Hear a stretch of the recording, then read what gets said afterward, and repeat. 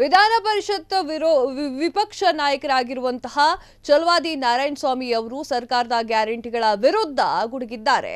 ಚಿಕ್ಕಬಳ್ಳಾಪುರ ಶಿಡ್ಲಘಟ್ಟದಲ್ಲಿ ಮಾತನಾಡಿರುವಂತಹ ಇವರು ಸರ್ಕಾರ ಸತ್ತ ಸರ್ಕಾರವಾಗಿದೆ, ಗ್ಯಾರಂಟಿ ಅಂತಾರೆ, ಆದ್ರೆ ಒಂದು ಗ್ಯಾರಂಟಿನೂ ಕೂಡ ಬರ್ತಾ ಇಲ್ಲ, ಅಭಿವೃದ್ಧಿ ಕೆಲಸ ಇಲ್ಲವೇ ಇಲ್ಲ, ಬೇಸಿಗೆ ಬರ್ತಾ ಇದೆ, ಯಾರಿಗೂ ಕೂಡ ನೀರು ಸಿಗ್ತಾ ಇಲ್ಲ, ಲೂಟಿ ಮಾಡೋದು, ಆಸ್ತಿ ಹೊಡೆಯೋದು ಕಾಂಗ್ರೆಸ್ ನಾಯಕರ ಉದ್ದೇಶವಾಗಿದೆ. ಬೆಂಗಳೂರು ಸುತ್ತ ಎಷ್ಟು ಸಾಧ್ಯವೋ ಅಷ್ಟು ಲೂಟಿ ಮಾಡ್ತಾ ಇದ್ದಾರೆ. ನಿರ್ಜಲ ಸರ್ಕಾರದಿಂದ ಯಾರೂ ಕೂಡ ಉದ್ಧಾರ ಆಗೋದಿಲ್ಲ. ತಾಕತ್ತಿದ್ರೆ ಇದನ್ನೆಲ್ಲ ಮಾಡಿ ತೋರಿಸ್ಲಿ.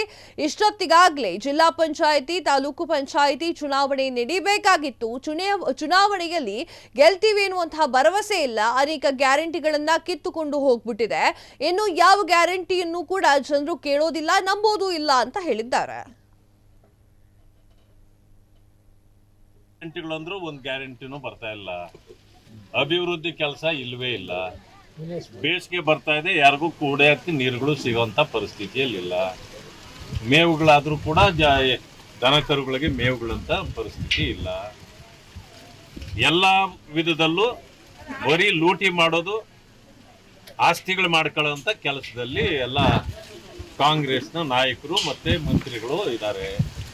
ಬೆಂಗಳೂರು ಸುತ್ತ ಎಷ್ಟು ಸಾಧ್ಯನೋ ಅಷ್ಟು ಲೂಟಿ ಮಾಡ್ತಾವ್ರೆ.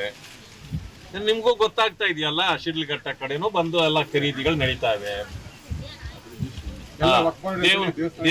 ದೇವನಹಳ್ಳಿ ಸುತ್ತಲೂ ನಡೀತಾ ಇದೆ. ಬೆಂಗಳೂರು ಸುತ್ತ ಎಲ್ಲೆಲ್ಲಿ ಲ್ಯಾಂಡ್ಗಳಿದೆಯೋ ಅದಕ್ಕೆ ಮಾತ್ರ ದುಡ್ಡು ಹಾಕೋದು, ದುಡ್ಡು ಮಾಡೋದು ಕೆಲಸ ಕಾಂಗ್ರೆಸ್ನವ್ರು ಮಾಡ್ತಾವ್ರೆ. ಅದಕ್ಕೆ ಹೇಳಿದಾಗ ಈಗ ಏನೋ ಗ್ರೇಟರ್ ಬೆಂಗಳೂರು ಮಾಡ್ತೀವಿ ಅಂತ ಮೊದ್ಲು ಹೇಳ್ತಿದ್ರು.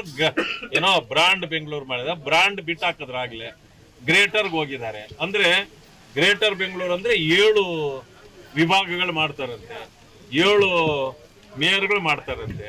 ಅಂದ್ರೆ ಮೇಯಕ್ಕೆ ಏನೇನು ಬೇಕೋ ಅದೆಲ್ಲ ಮಾಡ್ತಾವ್ರೆ, ಅನುಕೂಲ ಆಗಿ ಮಾಡ್ಕೊಳ್ತಾವ್ರೆ. ಅಷ್ಟು ಬಿಟ್ರೆ ಇವರಿಂದ ಏನು ಆಗಿಲ್ಲ. ಈ ಸರ್ಕಾರ ಏನೋ ನಿರ್ಲಜ್ಜ ಸರ್ಕಾರ ಇದು.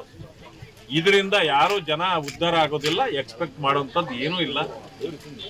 ಮುಖ್ಯಮಂತ್ರಿಗಳು ನಿನ್ನೆನೇ ಹೇಳಿದ್ದೀನಿ ನಾನು, ನಿಮ್ಗೆ ಮಾಡಕ್ಕಾದ್ರೆ ಮಾಡ್ರಿ, ಇಲ್ಲ ಅಂತಂದ್ರೆ ರಾಜೀನಾಮೆ ಬಿಸಾಕಿ ಹೋಗ್ರಿ ಅಂತ. ಇದು ಎಲ್ಲ ಮಂತ್ರಿಗಳಿಗೂ ಕೂಡ ಇದು ಅನ್ವಯಿಸ್ತದೆ. ಗ್ಯಾರಂಟಿಗಳಂದ್ರೂ ಒಂದು ಗ್ಯಾರಂಟಿನೂ ಬರ್ತಾ ಇಲ್ಲ.